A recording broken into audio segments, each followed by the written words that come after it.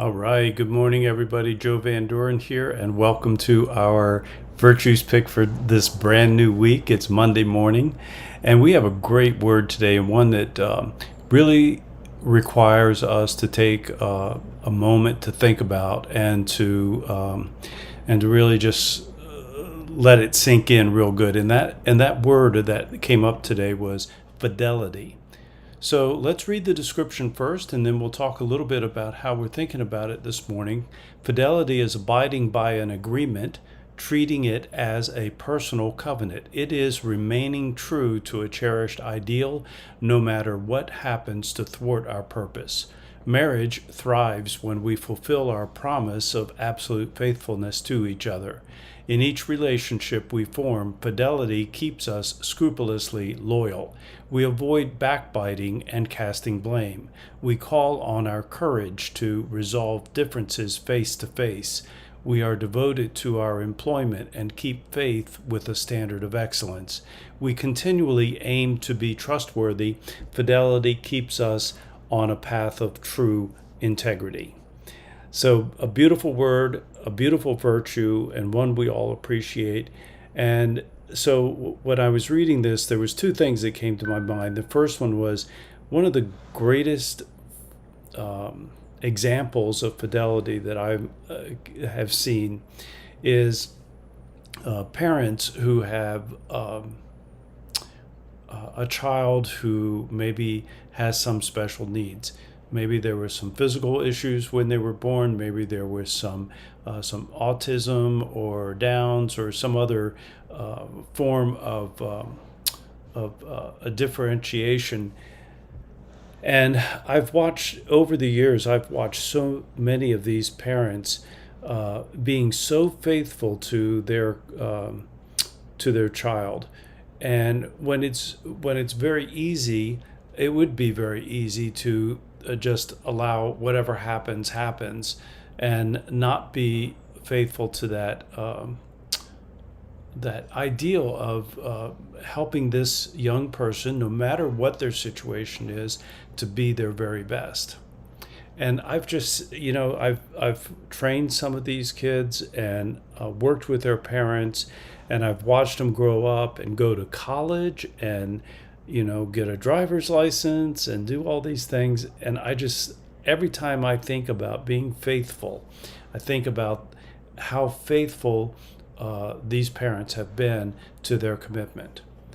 But when I think about fidelity in general, I also am thinking about how important it is for us to keep our promises to ourselves first.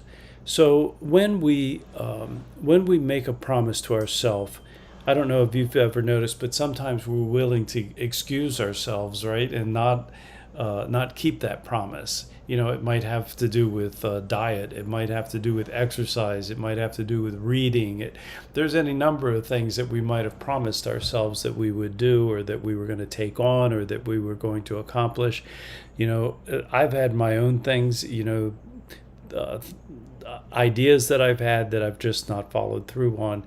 And I will just say that being and keeping promises to yourself is the foundation for being able to be truthful and faithful and loyal, and holding a high standard of excellence in all of our other relationships. So I just think that that's just a really important idea, to be faithful to ourselves first, to have that fidelity to our own ideas, or to our own selves, and the promises that we make to ourselves. And then, of course, our relationships that we have in our marriage or in our business, to our children, all of these things can fall in line because, we have the ability, we've practiced being faithful, or being demonstrating our fidelity. We've practiced it with ourselves. We've practiced it then in our family, and then in our work. And so it keeps us on that path, as it says, of true integrity. So, this is just, and I can just say that when we are faithful to ourselves, when we abide by the agreements that we make with ourselves and with our others, that's when true happiness really begins to take place. I think anyway. It's and there's of course a million other things, but being faithful, there's something about having loyalty and having a person who you know you can count on no matter what. And that's just something really special. So how, as a parent, then how do we help our kids develop this virtue of fidelity? Well, being loyal to those that you love, we can help them to see how to do that just by our example, but also by talking about it. But fidelity also includes things like being willing to talk to a person and to have open conversation when there are challenges or problems, right?